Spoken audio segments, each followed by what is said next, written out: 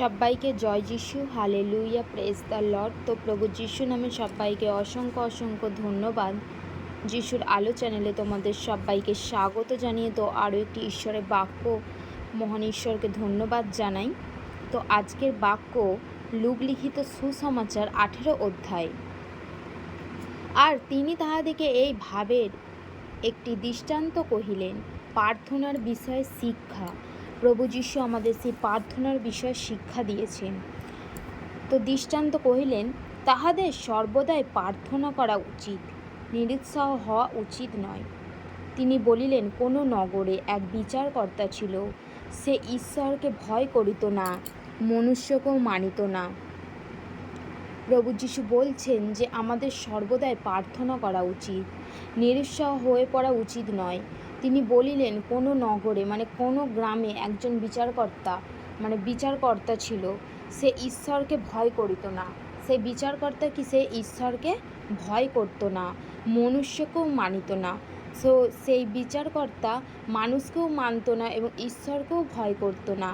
আর সেই নগরে এক বিধবা ছিল, সেই গ্রামে একজন বিধবা ছিল। সে তাহার নিকটে আসিয়া বলিত, অন্যায়ের প্রতিকার করিয়া আমার বিপক্ষ হইতে আমাকে উদ্ধার করুন। তো সেই বিধবা সেই বিচারকর্তার কাছে গিয়ে বলেছিল যে আমার নিকটে সেই বিচারকর্তার কাছে গিয়ে বলতো যে অন্যায় যেটা আমার বিরুদ্ধে হয়েছে সেইটা থেকে আমাকে রক্ষা করুন।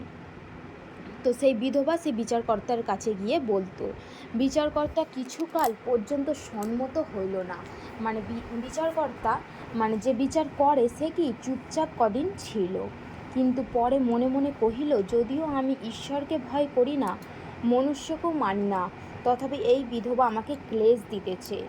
তো সেই বিচারকর্তা মনে মনে যখন সেই বিধবার বিচারের কোনো ব্যবস্থা করছিল না, তখন সে মনে মনে ভাবলো যে আমি তো ঈশ্বরকেও মানি না, ঈশ্বরকেও ভয় করি না, মানুষকেও মানি না, এই বিধবা কি আমাকে বিরক্ত করছে। এই জন্য অন্যায় হইতে ইহাকে উদ্ধার করিব। বলছি এই জন্য এর অন্যায় থেকে একে উদ্ধার করব, পাছে এ সর্বদা আসি আমাকে জ্বালাতন করিয়া তুলে। বলছে পাছে এ সব সময় এসে আমাকে জ্বালাতন করে তুলছে। পরে প্রভু কইলেন, শুনো ওই অধার্মিক বিচারকর্তা কি বলে। তখন প্রভু বললেন, শুনো ওই অধার্মিক বিচারকর্তা কি বলছে। তবে ঈশ্বর কি আপনার সেই মনোনীতের পক্ষে অন্যায়ের প্রতিকার করিবেন না? হালেলুয়া, জয় যিশু, প্রেজ দ্য লর্ড।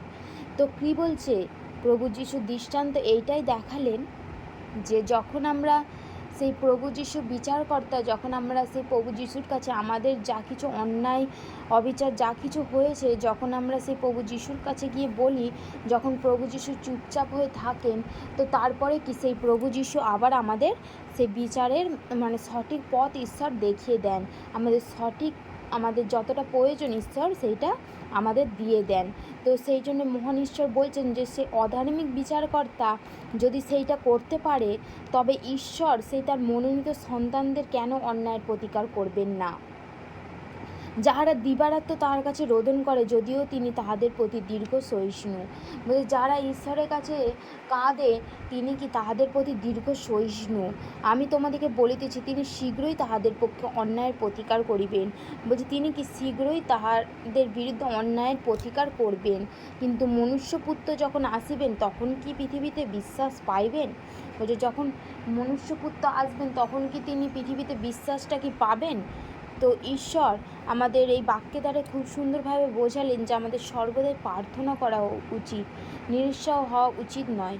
তো হালেলুয়া, ঈশ্বরের বাক্য, ঈশ্বর আশীর্বাদ করুক সবাইকে। জয় যিশু, hallelujah, praise the Lord, Amin.